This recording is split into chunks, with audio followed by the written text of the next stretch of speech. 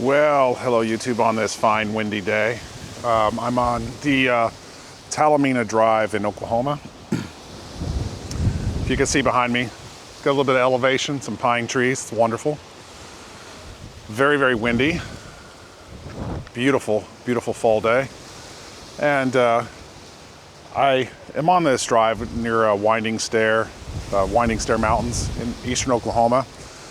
I'm referencing this place because there's a lot of history to it.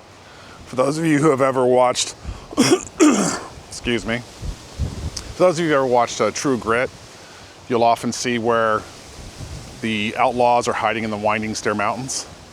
Now, the problem is with the old John Wayne version as well as the newer version we saw here with, what's his name from Tron? You guys know who I'm talking about. Anyway, the one who played Rooster Cogburn. Problem is they filmed either in Wyoming, my home state, which is beautiful and mountainous and great, or they filmed in New Mexico.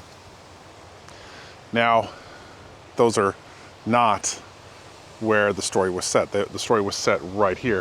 And there's a lot of history out of Fort Smith. There's a Marshals Museum. You had famous marshals like Bass Reeves come out of there. African-American U.S. Marshal tracked down a lot of people. So, and obviously you can see this wonderful scenery in the mountains and hide in this area. It's an excellent place to hide out. A lot of water, a lot of resources. The history of this place is very, very old. You're talking 8,000 BC. You had different Native American hunter-gatherer groups.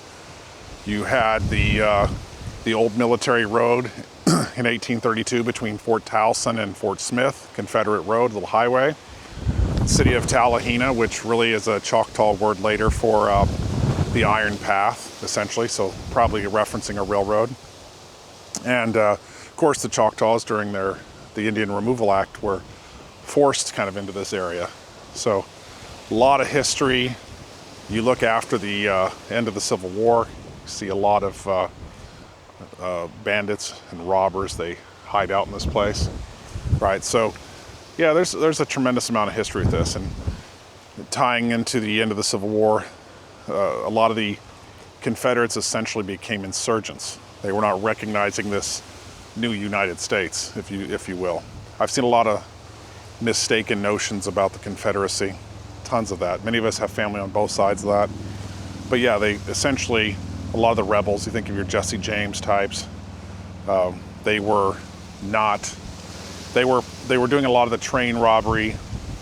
A lot of the robberies were an attempt to fund another insurgency, essentially. Of course, that didn't pan out so well. So, without getting too much into that, I thought I would showcase this gorgeous scenery on a nice fall day. And I'm probably going to make a video about the Marshals Museum when I get the opportunity as well. But I'm going to go ahead and scoot around and just let you see this.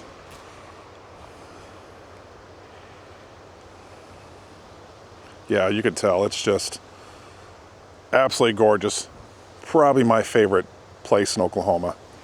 So much of western Oklahoma is just flat plains and tornadoes, and a lot of the eastern part gets kind of swampy and hot and uncomfortable, but you get up in this little bit higher elevation just here in eastern Oklahoma, it just feels so much better.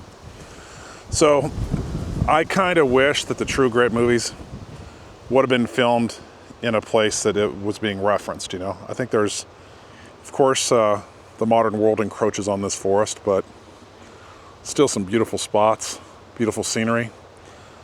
Totally could have filmed it right here. It'd have been wonderful. So shout out to Hollywood to perhaps make a more historically and geographically accurate movie.